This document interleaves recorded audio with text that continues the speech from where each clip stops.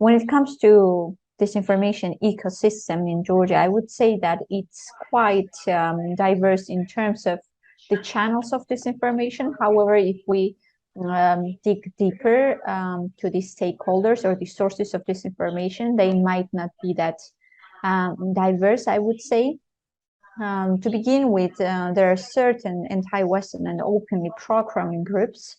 who try to impose certain predefined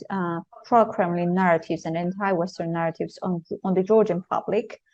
And this first and foremost includes, for example, organizations, now already a political party that is called Conservative Movement. I would say that on this front, they are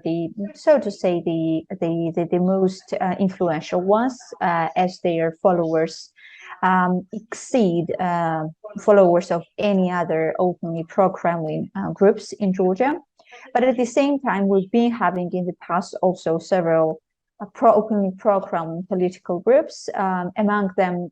one of the distinguished ones is Alliance of Patriots, who have been found to be directly linked both financially and in terms of other type of support with the Russian Federation, based on one of the authoritative organizations called that is funded by the Khodorkovsky Fund. And they found that this political party was directly engaged with certain high-ranking officials in the Moscow power circles, political power circles, and therefore somehow they have been already well exposed to the Georgian public. When it comes to Altinfo and Conservative Movement that I've started talking with, they have not been that directly found to be linked to the Russian Federation. However, it's very easily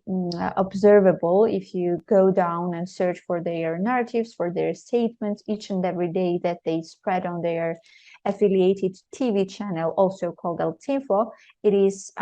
almost 100% similar what we hear from the high-ranking Russian officials, for example, who justify the attack on Ukraine, who try to justify whatever crimes the Russian military have been committing on the soil of independent and sovereign Ukraine, etc., etc. Apart from this, I would say two distinguished openly pro-Kremlin political groups in Georgia. Of course, there are certain other rather marginal fringe actors who may say that they are political parties, or sometimes they call themselves as social movements, but their coverage or their influence cannot be compared with these first two. Apart from political groups, of course, we do definitely have certain media outlets, both online and offline, who operate in Georgia and who try to in a similar manner persuade Georgian public in the Russian worldview, I would say, if we say generally, and try to impose Russian versions of different events, either in Georgia or beyond. And of course, as in many other countries, these groups also try to somehow divide the Georgian public and further increase polarization or different opinions among different segments of society, in order to create chaotic situation and disorder in the country and decrease whatever national consensus Georgian public has been having over these years, or since the Georgians' independence back in 90s. And among these media outlets, you would find fringe media outlets whose coverage or whose outreach is very limited, but at the same time, you may find some even nationwide TV channels who are successful in reaching out, not entire population perhaps, but certain segments of the Georgian public. But these TV channels again have connections and affiliations with the political parties that I've named in the beginning, Conservative Movement and the Alliance of Patriots. And in this regard, there are Altinfo TV channel that is broadcasting nationwide, and at the same time, there is TV Objektivity that is affiliated with the Alliance of Patriots. Therefore, their narratives are similar to the leaders of these political parties, and at the same time, of course, during especially pre-election period and during election period, they are trying to somehow support whatever political campaigning these groups are doing. Apart from this, of course, you would find quite diverse and not that coordinated, but at the same time somehow coordinated actors on the social platforms. First and foremost, Facebook, that has the highest penetration among Georgians, and it is the mostly used social media platform in Georgia. You may find several individual accounts who may seem at the first glance to be trolls, to be having not authentic names. But at the same time, we may find from time to time accounts that seem to be real persons, and all of them are somehow engaged in anti-Western propaganda and Kremlin disinformation. Lastly, I shall also say that at this point, the Georgia is in a quite a troublesome situation, because if for many years we've been saying that these were the main groups who were spreading anti-Western disinformation, and we were naming these openly pro-Kremlin groups with some covert or open links with the Russian Federation. In recent times, the situation is much aggravated in Georgia, as the ruling party in Georgia, who officially and declaratively says that they also have pro-Western foreign policy aspirations, some of their leaders have been engaged in openly anti-Western rhetoric and statements, which of course made overall situation in Georgia quite worse, because instead of fighting against anti-Western disinformation, that is one of the biggest problems in this country, the government and certain representatives of the ruling party of Georgia have engaged in open discrediting campaign against the United States, against the certain MEPs, or overall different institutions of the European Union. Therefore, recently, the stakeholders who are engaged in spreading anti-Western disinformation, unfortunately, have been enriched with the strongest group in the country, with the highest influence and highest coverage, that is the ruling party of Georgia. The main goal and main objectives of those groups are to somehow damage the reputation and image of the Western partners of Georgia, namely, of course, the United States, NATO, and European Union. It's, however, worth mentioning that perhaps in the past,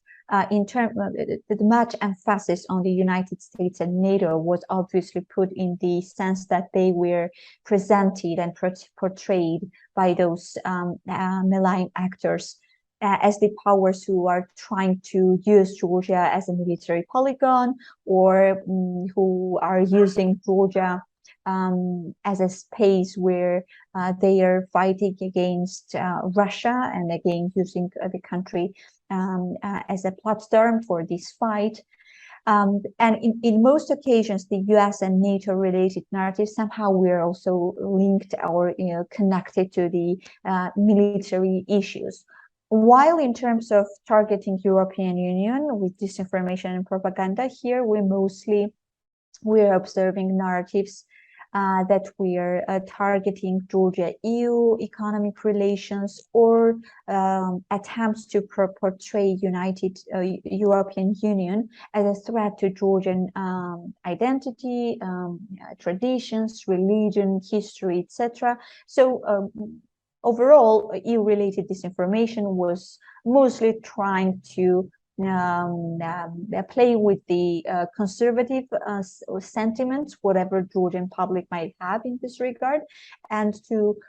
publish and spread identity-related propaganda and disinformation against the European Union. But I would say that with the recent developments, tragic developments in Ukraine, of course, European Union is also slowly, step by step, also becoming quite a big problem for the Kremlin, and they are also targeting very much the European Union for also engaging in certain military related stuff. For example, they are saying that European Union is trying to use Ukraine in order to somehow weaken the Russian Federation. But of course, in the context of Ukraine, Russia war, again, the biggest enemies, if you ask me, are still United States and NATO for the Kremlin disinformation in Georgia. We might hear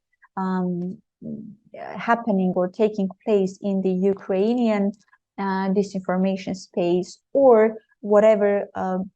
we might find disinformation on current Russia-Ukraine war in Prague or in other capitals of the European Union. The general statements and the general disinformation narratives, they align and repeat whatever the official Kremlin is publishing. And that means that, for example, disinformation that Ukraine has a Nazi government, that Ukraine has been committing genocide against its own citizens, or if that US-supported biological laboratories are used for development of biological weapons that are prohibited under the convention. So these are the general narratives that we also find in Georgian disinformation ecosystem. However, of course, there are certain tailor-made narratives that are constructed specifically for the Georgian audience, sometimes for specific segments of the Georgian audience. For example, for years, we've been hearing and observing disinformation that is specifically targeting ethnic Armenians who are living in Georgia, compactly in Central Javakheti region, for example. And Russian disinformation for years has been targeting these communities and ethnic Armenian Georgian citizens with the disinformation that if Georgia becomes a NATO member, then a Turkish army will be stationed exactly in the region where ethnic Armenians are residing.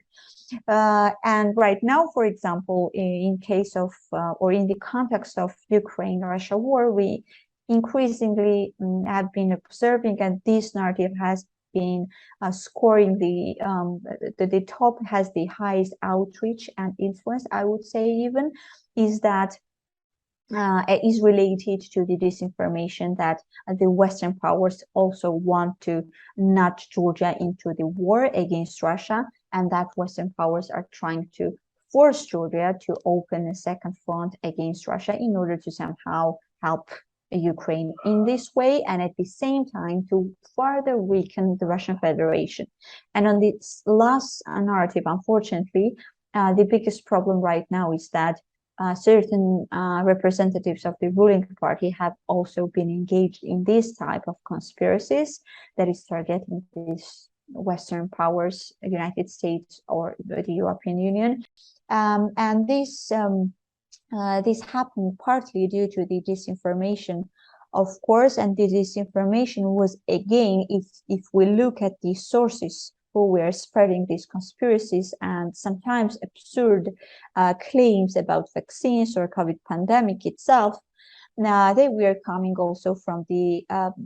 sources that I have named in the beginning, from openly pro-Kremlin and anti-Western groups. So the same groups who right now, for example, are advocating for Russia's victory, who are sympathetic to Russian military and Russian soldiers, and are denouncing Ukraine's attempts to safeguard and protect their homeland, we're at that time on the front lines of spreading anti-vaccine and COVID-related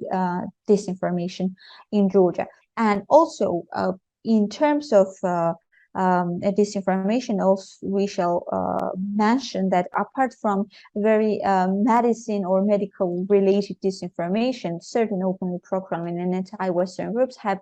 tried to use pandemic in order to further attack or damage the image either of the European Union or the United States. For example, in the beginning of the pandemic, when there was a quite tragic situation in Italy, anti-Western pro-Kremlin groups were trying to portray European Union as an alliance who is not supporting its own member states, and we're trying to show that there was not a unity inside the European Union. Also, there were quite widespread disinformation on biological laboratories in Georgia, and that was definitely supported by the Kremlin and the Russian Federation, and even the high-ranking officials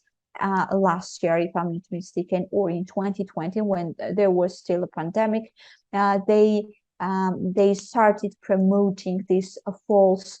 story as if US-supported biological laboratories were to blame in the spread of COVID-19. However, if I forget for a minute these very recent developments,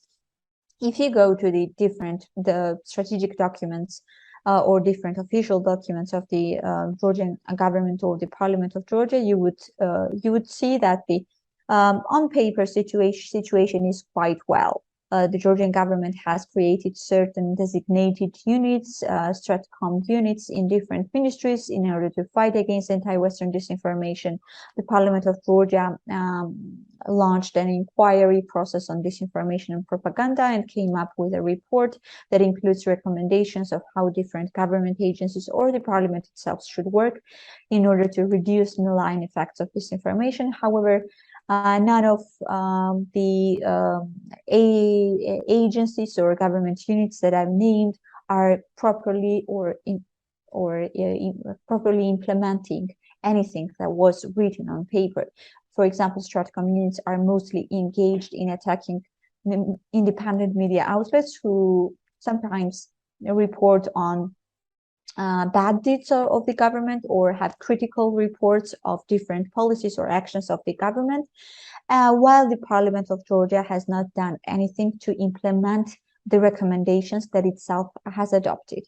Therefore, the situation is not well, and for the past years as well as right now, it is the civil society that is on the front lines of fighting against malign disinformation, pro-Kremlin and anti-Western disinformation. However, of course, if you compare this fight, it's very asymmetric, especially when it comes to Russian disinformation and Russia-supported disinformation, because the funds that they provide are much bigger than the civil society has, and the situation gets aggravated when the government is not on the side of the civil society actors. However, despite these obstacles and challenges, of course, the civil society in Georgia does not have any other option but to fight with whatever resources these organizations have, and to try to reduce malign effects of disinformation. And in this context, the fight against disinformation is quite diverse in Georgia, meaning that we do have fact-checking organizations, we do have organizations who are trying to study disinformation and disinformation sources from different angles. At the same time, there are quite several number of organizations who are engaged in media literacy campaigns, and they are targeting different segments of the public, be it the school stakeholders or elders or other segments of the society. And I would also name that certain media outlets are also very much interested in spreading information that would strengthen overall Georgian public's resilience in these big waves of disinformation. Therefore, civil society and media organizations are very much engaged in this fight against pro-Kremlin and anti-Western disinformation.